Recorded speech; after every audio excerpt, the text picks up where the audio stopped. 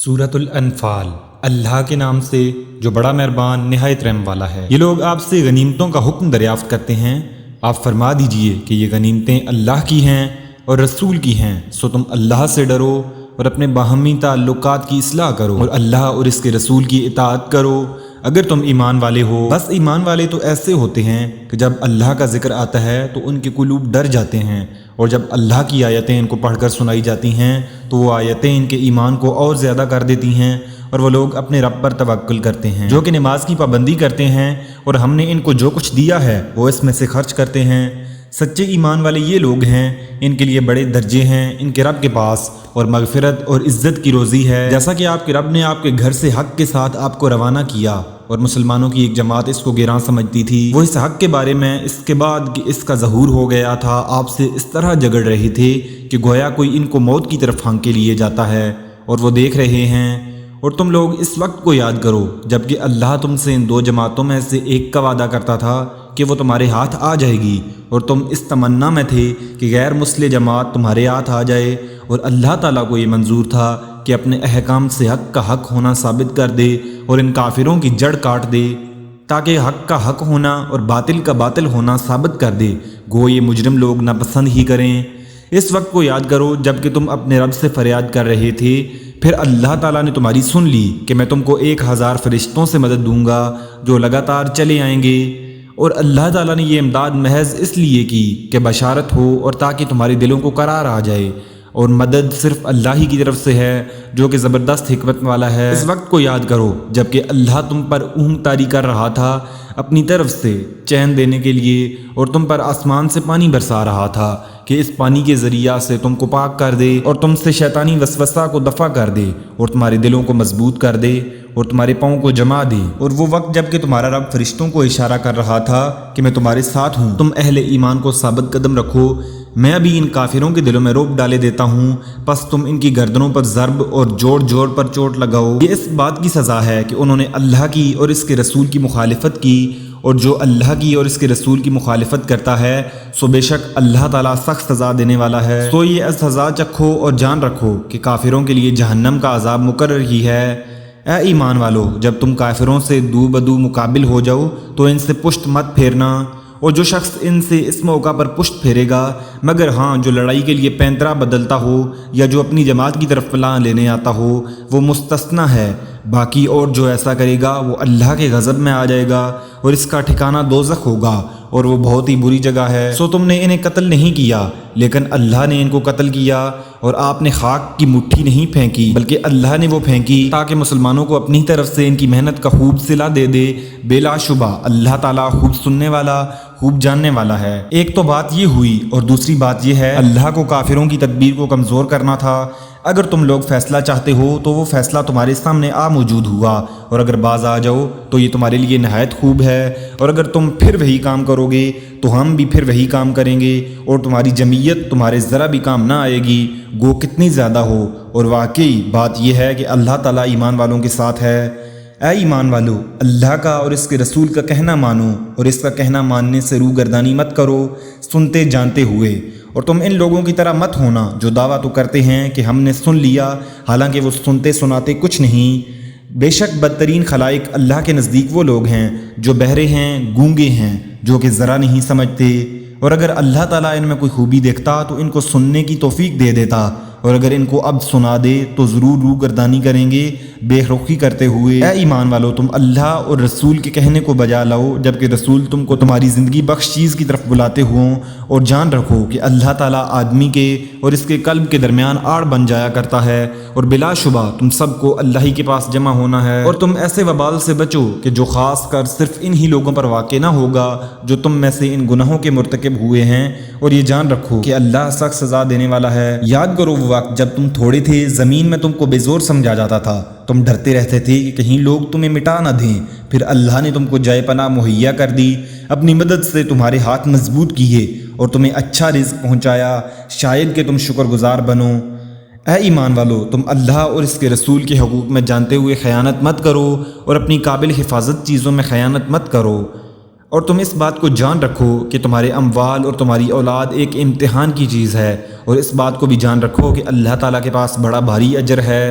اے ایمان والو، اگر تم اللہ سے ڈرتے رہو گے تو اللہ تعالیٰ تم کو ایک فیصلہ کی چیز دے گا اور تم سے تمہارے گناہ دور کر دے گا اور تم کو بخش دے گا، اور اللہ تعالیٰ بڑے فضل والا ہے۔ اور اس واقعہ کا بھی ذکر کیجئے جب کہ کافر لوگ آپ کی نسبت تدبیر سوچ رہے تھے کہ آپ کو قید کر لیں یا آپ کو قتل کر ڈالیں یا آپ کو خارج وطن کر دیں، اور وہ تو اپنی تدبیریں کر رہے تھے اور اللہ اپنی تدبیر کر رہا تھا، اور سب سے زیادہ مستحکم تدبیر والا اللہ ہی ہے۔ اور جب ان کے سامنے ہماری آیتیں پڑھی جاتی ہیں تو کہتے ہیں کہ ہم نے سن لیا، اگر ہم چاہیں تو اس کے برابر ہم بھی کہہ دیں۔ یہ تو کچھ بھی نہیں، صرف بے سند باتیں ہیں جو پہلوں سے منقول چلی آ رہی ہیں۔ اور جب کہ ان لوگوں نے کہا کہ اے اللہ، اگر یہ قرآن آپ کی طرف سے واقعی ہے تو ہم پر آسمان سے پتھر برسا یا ہم پر کوئی دردناک عذاب واقع کر دے، اور اللہ ایسا نہ کرے گا کہ ان میں آپ کے ہوتے ہوئے ان کو عذاب دے، اور اللہ ان کو عذاب نہ دے گا اس حالت میں کہ وہ استغفار بھی کرتے ہوں۔ اور ان میں کیا بات ہے کہ ان کو اللہ تعالیٰ سزا نہ دے، حالانکہ وہ لوگ مسجد حرام سے روکتے ہیں، جبکہ وہ لوگ اس مسجد کے متولی نہیں، اور اس کے متولی تو سوا متقیوں کے اور اشخاص نہیں، لیکن ان میں اکثر لوگ علم نہیں رکھتے۔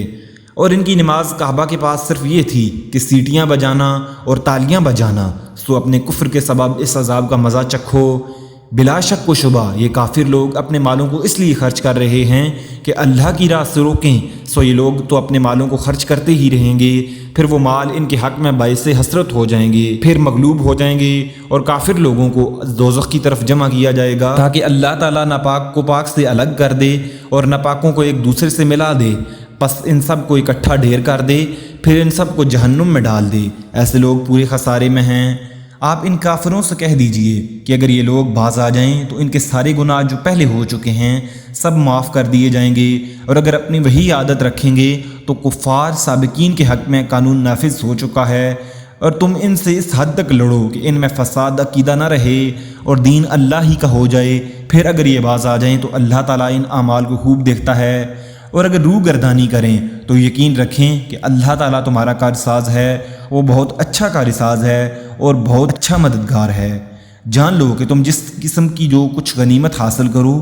اس میں سے 5واں حصہ تو اللہ کا ہے اور رسول کا اور قرابت داروں کا اور یتیموں کا اور مسکینوں کا اور مسافروں کا، اگر تم اللہ پر ایمان لائے ہو اور اس چیز پر جو ہم نے اپنے بندے پر اس دن اتارا ہے، جو دن حق و باطل کی جدائی کا تھا، جس دن 2 فوجیں بھڑ گئی تھیں۔ اللہ تعالیٰ ہر چیز پر قادر ہے۔ جبکہ تم پاس والے کنارے پر تھے اور وہ دور والے کنارے پر تھے اور قافلہ تم سے نیچے تھا، اگر تم آپس میں وعدے کرتے تو یقیناً تم وقت معین پر پہنچنے میں مختلف ہو جاتے، لیکن اللہ کو تو ایک کام کر ہی ڈالنا تھا جو مقرر ہو چکا تھا، تاکہ جو ہلاک ہو دلیل پر یعنی یقین جان کر ہلاک ہو، اور جو زندہ رہے وہ بھی دلیل پر حق پہچان کر زندہ رہے۔ بے شک اللہ بہت سننے والا خوب جاننے والا ہے۔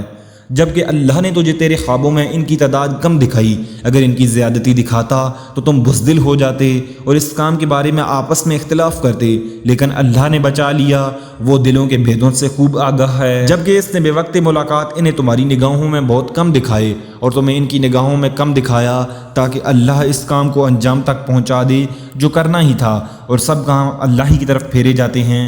اے ایمان والو، جب تم کسی مخالف فوج سے بھڑ جاؤ تو ثابت قدم رہو اور بے کثرت اللہ کو یاد کرو تاکہ تمہیں کامیابی حاصل ہو،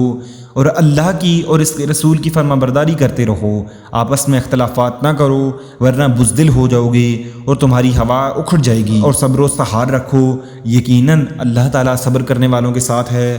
ان لوگوں جیسے نہ بنو جو اتراتے ہوئے اور لوگوں میں خود نمائی کرتے ہوئے اپنے گھروں سے چلے اور اللہ کی راہ سے روکتے تھے۔ جو کچھ وہ کر رہے ہیں اللہ اس سے گھیر لینے والا ہے۔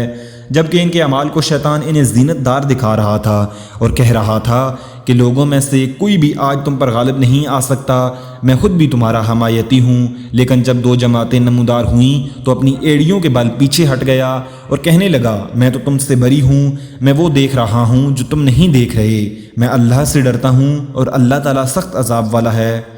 جب منافق کہہ رہے تھے، اور وہ بھی جن کے دلوں میں روگ تھا، کہ انہیں تو ان کے دین نے دھوکہ میں ڈال دیا ہے، جو بھی اللہ پر بھروسہ کرے اللہ تعالیٰ بلا شک و شبہ غلبے والا اور حکمت والا ہے۔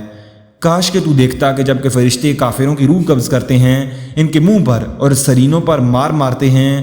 اور کہتے ہیں کہ تم جلنے کا عذاب چکھو، یہ بے سبب ان کاموں کے جو تمہارے ہاتھوں نے پہلے ہی بیچ رکھا ہے۔ بے شک اللہ اپنے بندوں پر ظلم کرنے والا نہیں۔ مثل فرعونیوں کے حال کے اور ان سے اگلوں کے، انہوں نے اللہ کی آیتوں سے کفر کیا، بس اللہ نے ان کے گناہوں کے باعث انہیں پکڑ لیا۔ اللہ تعالیٰ یقیناً قوت والا اور سخت عذاب والا ہے۔ یہ اس لیے کہ اللہ تعالیٰ ایسا نہیں کہ کسی قوم پر کوئی نعمت انعام فرما کر پھر بدل دے جب تک کہ وہ خود اپنی اس حالت کو نہ بدل دیں جو کہ ان کی اپنی تھی، اور یہ کہ اللہ سننے والا اور جاننے والا ہے۔ مثل حالت فرعونیوں کے اور ان سے پہلے کے لوگوں کے، انہوں نے اپنے رب کی باتیں جھٹلائیں، بس ان کے گناہوں کے باعث ہم نے انہیں برباد کیا اور فرعونیوں کو ڈبو دیا۔ یہ سارے ظالم تھے۔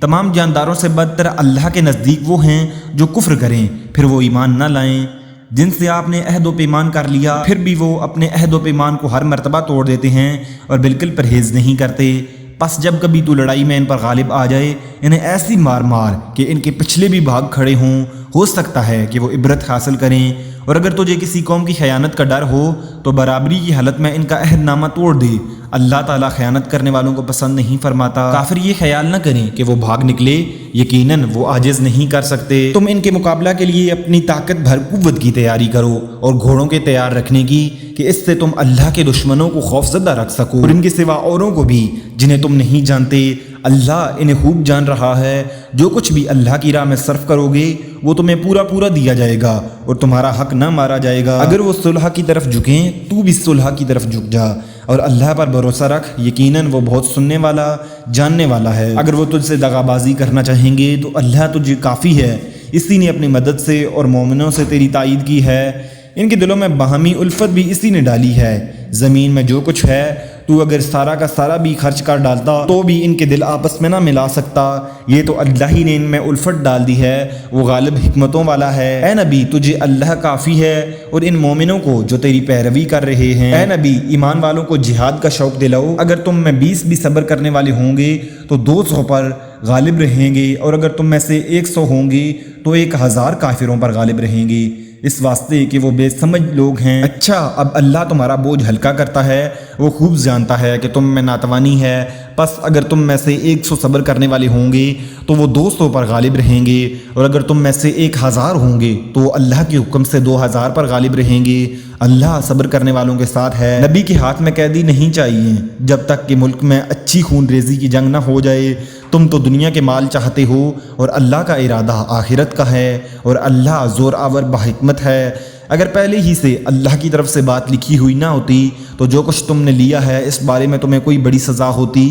پس جو کچھ حلال اور پاکیزہ غنیمت تم نے حاصل کی خوب کھاؤ پیو اور اللہ سے ڈرتے رہو، یقیناً اللہ تعالیٰ غفور الرحیم ہے۔ اے نبی اپنے ہاتھ تلے کے قیدیوں سے کہہ دو کہ اگر اللہ تعالیٰ تمہارے دلوں میں نیک نیتی دیکھے گا تو جو کچھ تم سے لیا گیا ہے اس سے بہتر تمہیں دے گا، اور پھر گناہ بھی معاف فرمائے گا، اور اللہ بخشنے والا مہربان ہے۔ اور اگر وہ تجھ سے خیانت کا خیال کریں گے تو یہ تو اس سے پہلے خود اللہ کی خیانت کر چکے ہیں، آخر اس نے انہیں گرفتار کرا دیا، اور اللہ علم و حکمت والا ہے۔ اور جو لوگ ایمان لائے اور ہجرت کی اور اپنے مالوں کو اور جانوں سے اللہ کی راہ میں جہاد کیا، اور جن لوگوں نے ان کو پناہ دی اور مدد کی، یہ سب آپس میں ایک دوسرے کے رفیق ہیں۔ اور جو ایمان تو لائے ہیں لیکن ہجرت نہیں کی تو تمہارے لیے ان کی کچھ بھی رفاقت نہیں جب تک کہ وہ ہجرت نہ کرے۔ ہاں اگر وہ دین کے بارے میں مدد طلب کریں تو تم پر مدد کرنا ضروری ہے، سوائے ان لوگوں کے کہ تم میں اور ان میں عہد و پیمان ہے۔ جو کچھ تم کر رہے ہو اللہ خوب دیکھتا ہے۔ کافر آپس میں ایک دوسرے کے رفیق ہیں، اگر تم نے ایسا نہ کیا تو ملک میں فتنہ ہوگا